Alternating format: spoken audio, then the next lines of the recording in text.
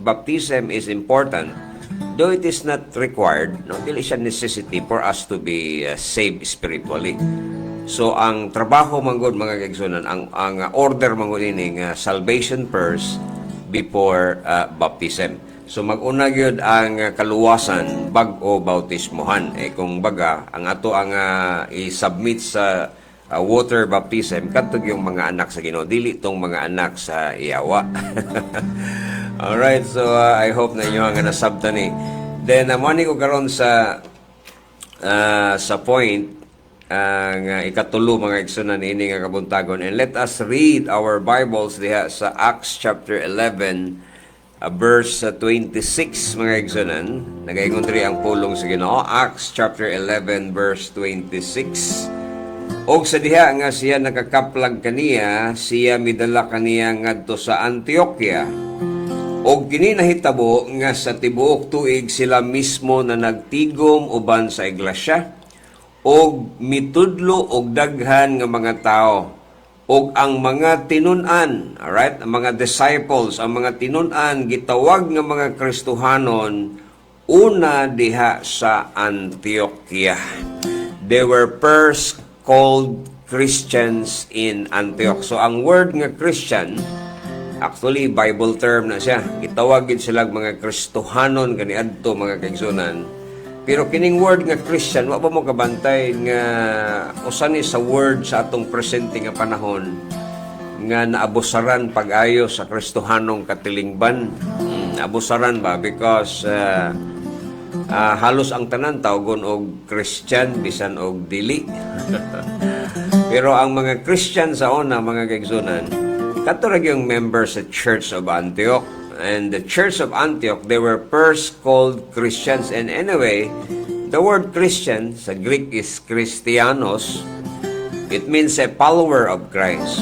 So ang mga disciples, ang mga believers kaniadto nga na members sa Antioch Church, they were first called Christians. Gitawag sila mga follower of Christ. Because the word Christian, I-A-N, naman ay sumpay nga I-A-N. Okay? Well, kana siya, but pasabot that they were following Christ. They are following the steps of Christ, the teaching of Christ, the kingdom teaching of Christ. And everything about Christ, ilahang gisunod mga kaigsunan. So that's why they were called first Christians. It means they were following, nagsunod sila kang Kristo Jesus. Pero karon nga time, I'm saying it is abuse tungod kay ang word nga Christian usahay kanang magamit na lang sa walay hinungdan bisan kadtong mga wa magsunod ni Kristo, mga yawanon ug mga buhat. Mga buhat og dili gyud iyan ni Kristo tawgon gyapon Christian kay labi na diri sa Pilipinas for example lang ang atong nasod gitawag og Christian nation, Kristohanon nga nasod. But actually, this is not a Christian nation. Dili ni Kristohanon nga nasod. Pero naabusaran lagi in the sense mga igsunan nga kung dili ka Islam, Christian ka. Another nga pag-differentiate sa Christian o dili Christian. Unsa man ka, Christian. Madto ka sa laing nasod mga igsunan, Indonesia, Malaysia, lahi. Basta dili ka Islam or dili ka sakop sa religion sa Islam, tawgon ka Christian. Ang uban laing relihiyon sab. Pero but the word Christian has been abused so much ato ang time karon. Bisan pag atong wala magsunod ni Kristo Jesus, tawgon gihapon og Christian. Unya tanan pod mga kaigsunan nga mga religious groups solong nagbitbit og Biblia ay kumbaga nagprofess silang kaugalingon nga mga believers in Christ, bisa todo og wrong ang ilang teaching. They were not actually following the steps of Christ, but anyhow gitawag gihapon sila og Christian. But in the strictest sense, no, kung atog yung istriktohon mga kaigsunan, ang gitawag og Christians kaniadtong unang panahon sa time sa first century churches or first century mission. Sa panahon pa gyud sa mga apostoles, sa panahon sa Antioquia, because they were first, una gyud silang gitawag. Of course, na nag-una nga mga churches gawa sa Antioch, na ang Jerusalem Church, o nag-una pa gyud mga kaigsunan. Pero akong point is that dito sa Antioquia, una sila nga gipangtawag og mga Kristohanon. So that means that before wala pa, no? Pero sa Antioch gitawag sila og mga Kristohanon una dito anang maong lugar. And why they were called Christians? Because the surrounding, ang ilang influence ba sa surrounding nga lugar, dako kayo. And the people called them actually, ang tao nga makakita sila kaniya tumingin sila mga sumusunod na sila ni Kristo Jesus. They were followers of Christ, and so they were first called Christians in Antioch. Anyway, kung madto ka sa history sa church, sa mga kaiglesiyahanan kaniya tong panon, we were branded actually by different names. Gitawag ta og mga lain-lain nga mga pangalan. In the first century mo ni gitawag ta og mga Christians. Sa 3rd century mga kaigsunan, mga Novatians. And then go on and so forth, mga Henricians, Paulicians, Petrobrusians, Waldenses, o Anabaptists, and so on and so forth. So we are branded with different names. And most of the time, we were branded because of our leaders. Panalitan magitawag sila kaniyan to og Petrobrusians. Well, mayroon ko sa inyo, because they were the follower of Peter de Brois. Nganong gitawag sila og Henricians? Because they were follower of the preacher Henry.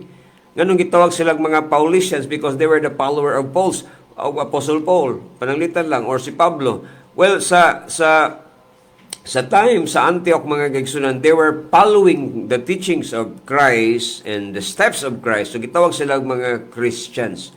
So mo na mga kaigsunan, 1st century gitawag sila mga Christians. But today, it is because lang ang word Christian mabasa nimo sa Bible, but it's been widely abused mga kaigsunan, even though they were not Christians, but they were branded as Christians. Now, balik ko sa akong point. Nga naman nga ang imuhang baptism importante.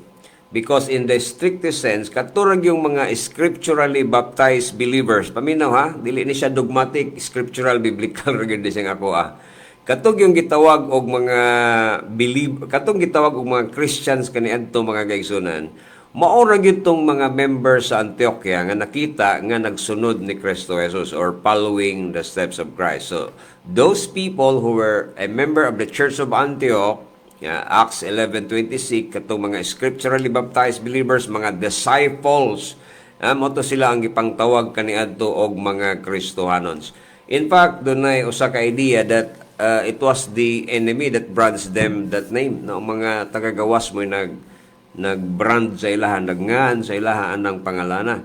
And mayon ko sa inyo nga kumusta man katong wala na member sa church. Pananglitan lang, wala ka na member sa church. You are a believer in Christ pero wala pa ka na baptized. Simply, mayon ko sa inyo, you are a believer, magtutuo ka diha ni Kristo Jesus, nakadawat ka sa kaluwasan, naluwas ka, bisan todo wala pa ka na member sa church, pero kung imong gidawat si Kristo Jesus, naghinulsol ka sa imong mga sala, gisaligan nimo siya sa tibuok nimong ginabuhi, entonces Acts 1, John 1:12, imong gi-receive si Christ as your Lord and Savior. And so you have that relationship with the Father or with God. Nahimo kang anak sa Ginoo. Save ka. Mo na ginaingon nga bisan pagwa pa ka nahimong parte sa church, bisan pagwa ka nahimong miyembro sa church through scriptural baptism, luwas gihapon ka. Gani ang matuoran niya na mga igsunan. I can read to you John chapter 10 verse 16. Ang basic yun kayong pag-saysay nini. John chapter 10 verse 16 akong basahon sa pinulungan nga Sinibuano. Alright? Chapter 10 verse 16. Og ako adunay laing mga karniro nga dili sakop niini nga turil. Ako sab kinahanglan mo dala kanila og sila maminaw sa akong tingog og aduna onyay usa na lang ka turil og usa ka magbalantay. Ingon pa ni Kristo Jesus, other sheep I have other sheep na ako'y laing karniro nga wala nasakop sa turil. Kumbaga kanang turil mao man na siya ang kanang fold sa mga karniro. That is the fold sa mga karniro. Nya ingon si Christ, other sheep I have which are not of this fold. wala siya nasakop. So sa ato pa na ay mga karnero, na ay mga saved, mga kaigsunan, nga wala nasakop gyud actually sa turil sa atong Ginoo, wala siya nasakop sa church. Yun na, pinaka-basic lang. Yun, pwede man na, palaw man na to. Pero just to give you an emphasis, nga naging mga karnero, mga kaigsunan, na mga saved people, nga wala sa church. They were simply called saved outside of the fold of God. Mo na nga, ingon siya Kristo nga, na ako yung mga karnero nga wala aning turila. Pero ingon pa niya, ako silang dalhon. I will bring them in. I must bring them. And they shall hear my voice, and then there shall be one fold and one shepherd. So ang akong point, mga kaigsunan, why your baptism is so important, it is because pinagi sa pagpabautismo nimo mahimo kang miyembro sa iglesia. Pwede man ka save lang, kutob ra ka diha, pero dili ka mahimong part sa church. Alright? Lahi ang teaching sa Universal Church idea kay basta save ka, nabilong na daw ka sa Universal Church. But that is, as what I've said before, mura na siya og in contradiction sa gisulti ka nato sa pulong sa Ginoo. Kay ang giadyod sa church, katong 3,000 sa Acts, no? Balik ta sa Book of Acts, mga kaigsunan, katong gipangdugang sa Book of Acts, chapter 2. Please open up your Bibles because this is a Bible study devotional na to karon. Nagaingon diri sa pulong sa Ginoo og pinagi sa daghang mga pulong og pagpamatuod, nag-aghat nga nagaingon, luwasan ninyo ang inyong kaugalingon gikan ining baliko nga kaliwatan. Verse 41, og sila nga malipayong midawat sa iyang pulong sa ato pagkadtong nagdawat sa mensahe ni Apostol Pedro, gibautismuhan. Human sa bautismo, mga kaigsunan, unsa may nahitabo? Tanawa, og sa maong adlaw, dihay nadugang ngadto kanila nga dulan sa 3,000 ka mga kalagso. Naguna sa ang baptism, adisir sila gidugang sa iglesia. Walay baptism, walay addition sa church. But after they were baptized, they were added to the church. Mga kaigsunan, ang context, if you read the verse 47, human na silang bautismo. Human na silang bautismo, and the Lord added to the church daily such as should be saved. Context, they were baptized also. Gipagbautismohan sila, and then they were added to the church, mga kaigsunan, sa Church of Jerusalem. Naman, dako, magaling iglesia sa Jerusalem, mga kaigsunan. Grabe nga multiplication. Grabe nga pag-increase nila sa panahon sa Pentecost and afterwards. Dili lang kay linibo. There are multitudes of people were saved and were baptized, and then they were added to the church. So grabe ang pagpuyanap. So ang akong point lang is that in the strictest sense, mga kaigsunan, ang gitawag ra gyud og mga Christians katurag yung scripturally baptized.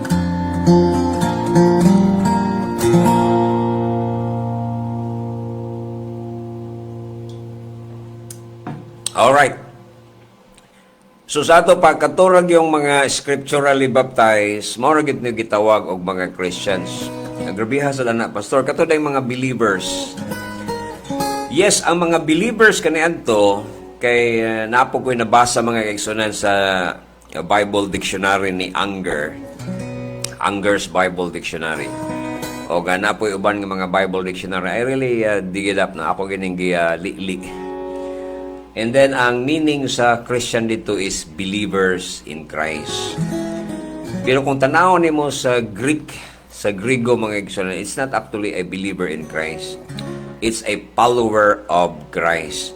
Pero nagihapoy relation, pag-ingon ni Unger nga believer in Christ, kaya ang mga believers in Christ kaniadto, mga kaigsunan, are also members of the Church of Antioch. So, ang mga believers, ang mga disciples, mga scripturally baptized to sila kaniadto. Pero lahi ang setting sa atong panahon karon. Kaya naidaghan mga kaigsunan nga nag-perform og baptism nga dili siya actually scriptural because they are from man-made churches na ang tao lang mo'y nagtukod sa maong simbahan or maong iglesia. So if you receive a baptism nga dili scriptural, nya save ka na, mo na ginaingon na luwas ka pero wala ka na scripturally baptized, save ra ka kutob ra ka sa pagkaluwas pero wala pa ka nahimong part sa church. So make sure nga kung mudawat ka og baptism, it must be scriptural baptism, biblical ikumbaga. Otherwise, igo ra gyud ka naligo ana nga walay authority. So look for a church nga naagyoy proper church authority. Tanawa ang ihang link linya ba. Na may mga churches, mga modern churches karon nga giparehistro sa Security and Exchange Commission, na ay mga human founders, na ay mga doktrina nga gitudlo, doon ay mga followers nagnamautismo sad pero wala sila connection sa original nga mga baptista kaniadto. Yeah? Wala sila link mga kaigsunan sa tinuod nga simbahan. So entonces unscriptural. Abi mo sa panahon ni Christ, just to give you a hints mga kaigsunan sa history. Jutay lang, tipik, tidbits sa kasaysayan mga kaigsunan. Sa kanitong unang panahon, there were only 3 nga nag-exist sa panahon ni Christ. Na ang Judaism, panahon na ni Kristo, mga Hudiyo, mga kaigsunan, napod ang mga pagano, relihiyon sa Ehipto, o mga pagano nga mga nasod. Mao na nga na paganism, naapoy Judaism. O gunya, pag abot ni Christ, nagtukod siya sa iyong church. Ingon pa niya, I will build my church. So, naay tulo. Naay tulo kabuok nga nag-exist kanito. Judaism, paganism, o ang church ni Christ. So, maura ni siya nag-exist. Hantod karon na, gihapon eh. Ang mga Hudiyo, hantod karon nagsige gihapon ampo sa ilang the Wailing Wall. Ang paganism, ay grabe, dako kayo mga kaigsunan. Ang church ni Christ, nagpadayon ni hangtod pod karon. Kay ingon man si Christ, I will build my church, the gates of hell shall not prevail against it. Satan is actually has no power to destroy the church. Mo na saad ni Kristo. Di gyud na mawala. Di gyud na mawagtang mga kaigsunan. Dili ta pwede mo ingon nga this is the church of Christ of the latter day. Di ta pwede mo ingon na because the church never cease to exist. Now, tulo mga kaigsunan. And then, tawag sila Christians, Novatians, Paulicians, Henricians, o sa Dark Ages, they were branded with different names. Pag-abot sa 17th, 18th century, gibrand na sila og mga Anabaptist. Sa 20th century, gikuha ang Ana, nabilin ang Baptist. Mao na nga common kayo sa atong time karon nga Baptist na lang mo nabilin. Baptist na lang. But not all Baptists in our time. Kaya naman po gitawag og mga Protestant Baptists. But not all Baptists are original Baptists. There were also many Protestant Baptists. Ang mga Protestant Baptists, ni-adapt na sila sa Protestant teachings and Protestant doctrine. Wala gyapon sila kasubay. So, dili garanti nga Baptist okay na. No? Tanawa gihapon nimo ang linya mga kaigsunan sa iglesia nga imo ang pasakupan. Tanawag yun ang history na kinsa may founder ani akong simbahan wi. Basig nagsugod rin sa tao, basig wa ni magsugod sa Ginoo. And then mind you, pag-abot mga kaigsunan sa 606 AD, sumala sa kasaysayan sa panahon ni Gregory the Great, mao ni naghatag official name, or Pope Boniface ba to? But anyway, pulira na nato dig-apon og balik. Diya na natukod mga kaigsunan official name nga Roman Catholic Church. That was the official name netong before that, there is no such name actually. Pero nahimo na siyang official sa 606 according to the history, no. Pwede nimo na i-search. And then hantod ni abot sa time sa Reformation. Ang mo nang ningon ko nga nay mga Protestant line, it is because kining mga Protestants mo ni sila ang mihawa kaniadto mga kaigsunan sa Roman Catholic sa panahon mga kaigsunan sa the age of the Reformation, Reformation time, na mga reformers na mga pari kaniadto nga nanggawas gikan sa Roman Catholic 17th, 16th, 17th, 18th century. And the father of Protestantism na hingguwa gid sila mga pari to kaniadto. Ug niya ang ilang gihimo nagtukod sila og mga Protestant groups. Mo nang gitawag sila Protestant because they protested sa Roman Catholic kaniadtong unang panahon. So nanggawa sila dito, nihawa sila gikan sa state church atong time. Nanghawa sila sa state church because the Roman Catholic during the time they were considered to be the church of the state. Grabe nga power na kaniadtong unang panahon sa time sa Dark Ages. And then nanghawa ni mga reformers, no? Daghan nanghawa nga mga reformers mga kaigsunan og nagbuild sila og mga Protestant churches. Hangtod karon daghan gyapon kay mga Protestant churches. So tanaw nimo ang line kay base og ang ako ba muuli lang ka sa time sa Reformation. O na may mga churches nga natukod ra gani diri sa atong kaugalingong nasud. Layo gyud kayo sa Jerusalem. Layo gyud kayo panahon nga natukod ang ato ang Ginoo because the first church actually nga gitukod mga kaigsunan sa panahon pa sa Bethsaida, Seashore of Galilee. And then ang Great Commission nagsugod sa Jerusalem. Nga ingon pa ni Christ nga go ye therefore pagkayab ni Kristo Jesus Acts 1:8 kamo ang akong mga witnesses, you will be my witnesses beginning from Jerusalem. So ang Great Commission nagsugod gid siya sa Jerusalem pero dili na siya beginning sa church. The beginning of the Great Commission is in Jerusalem. Pero ang church nag-start din siya sa Seashore of Galilee, Matthew chapter 4 verse 18 to 22, where Christ called first his first 4 disciples nga baptized ni John the Baptist. So dito nagsugod sa Seashore of Galilee, somewhere in Bethsaida mga kaigsunan. Og dito kuyanap, dito nag-increase. Pagkayab ni Kristo sa langit mga kaigsunan, nagbilin siya og Great Marching Order. Mao na ni ang Great Commission. Matthew 28, 18, 19, and 20, iwali na ang maayong balita sa tibuok kalibutan. At first, manggod kaniadto Matthew chapter 10, ang preaching is limited. Ang commission ni Christ sa una is limited commission. Go to the house of the lost sheep of Israel. Di gani sila padtuon sa place sa mga Samaritan. So, naragid sila sa limited commission, Israel to the lost sheep of Israel. But when Christ ascended up to heaven, He gave us the Great Commission, beginning from Jerusalem, Judea, Samaria, hangtod na sa into the uttermost part of the earth. Mo nagingon sa Acts chapter 1 verse 8. No? Ye shall be my witnesses. Pero akong point mga kaigsunan is that aning a line, kining a linya sa churches, beginning sa time ni Christ, hangtod ni abot sa time sa Dark Ages, nagpadayon ni nga church, wala ni siya nabugto.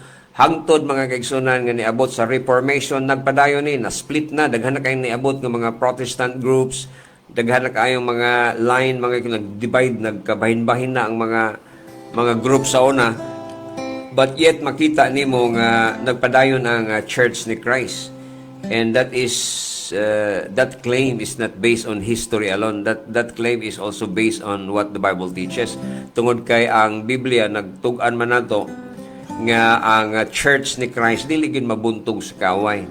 And so what the devil cannot destroy, he counterfeits mo na nga daghan kay mga counterfeit churches atong time karon.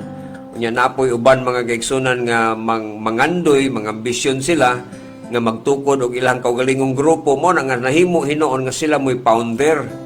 Instead nga muipon na lang sila sa church nga gitukod ni Christ and then to be scripturally baptized and to do the mission work in a scriptural way, ang ilahang gihimo because they have some sort of ambition nga magtukod og ilang kaugalingong pundok, mo na nga nidaghan ang mga simbahan. Mao nay rason ngano nga arang kadaghan mga kaigsunan sa mga grupo-grupo, gagmay-gagmay mga grupo karon niya. Ang tanan po nagwali, ang tanan po na mautismo, ug niya pagkahuman nagpatawag sa ilang kaugalingon nga mga Kristohanon sab. But in the strictest sense, sama sa akong giingon, those scripturally baptized, dogmatic ay paminahon pa, no? Bitaw. Pero may ko sa inyo, mao man ang biblical. Mao gani siya ang scriptural nga sa time sa Antioch, where they were first called Christians, ang mga believers kaniadto, ang mga disciples kaniadto, they were scripturally baptized. So ang scripturally baptized, mao ra gitoy gitawag og mga Christians actually sa Antioch. Pwede ba ta mo claim ana? We can brand ourselves as Christians. May magbuot nimong magpangan kasi mong kaugalingon nga Christian. Pero kung mo ka sa Bible, dapat biblical Christian ta. Scriptural Christian. O ang scriptural biblical Christian, mga kaigsunan, katura po yung nakadawat sa scriptural baptism. Ngayon sa may tawag ni mo, pastor, sa mga saved nga wala na baptized scripturally, they were saved. Anak sila sa Ginoo, mag-ampo sila sa Ginoo, dunggon sila sa Ginoo. Pero lahi gyud ang scripturally baptized kaysa dili scripturally baptized. So, muna nga, ang akong encouragement sa inyo, nga naminaw na ko ron, find a church where you can actually worship God, no, scripturally. And then, kana pong dili ka magduda ba nga Christian ba ka ako or dili. Basig believer in Christ na ko, ani. Di ba? So, muna nga, hopefully na mo nakuha o nasabtan ini nga kabuntagon.